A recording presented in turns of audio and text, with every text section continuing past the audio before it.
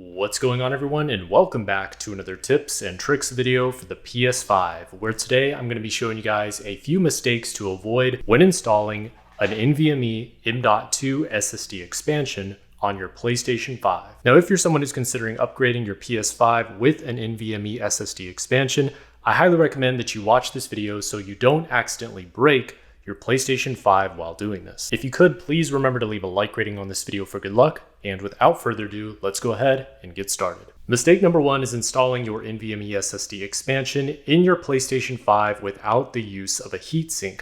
PlayStation has recommended that you always use a heatsink on your NVMe SSD unless it already has one built in. Not doing so could result in loss of performance as well as overheating of your SSD. I recommend using a low profile heatsink like this one here. That way it actually fits inside of your PlayStation 5 and you can reinstall the cover on the expansion slot. Mistake number two is incorrectly installing this little SSD spacer inside the expansion bay. This little thing is not supposed to sit on top of your SSD. It's actually supposed to sit under. That way your SSD sits perfectly parallel with the expansion terminal. The correct way is to first remove the screw in the spacer, then place the spacer to the correct size of your SSD,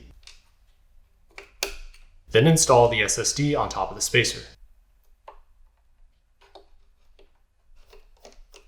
Mistake number three is incorrectly inserting the SSD itself inside of the expansion terminal. You do not want the connecting end of your SSD resting or touching inside of the expansion bay. If you do this while inserting the SSD, it's not going to connect to the terminal. What you need to do is just lift very slightly upward on the connecting end, and it should go right into the terminal. Now, the last and final mistake that you should avoid is forgetting to reinstall the expansion slot cover.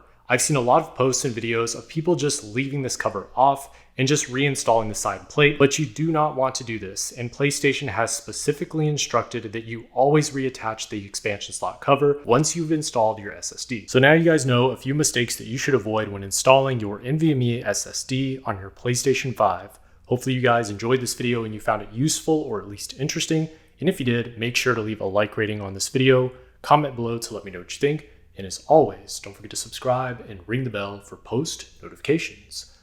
I'll see you guys in the next video. Bye.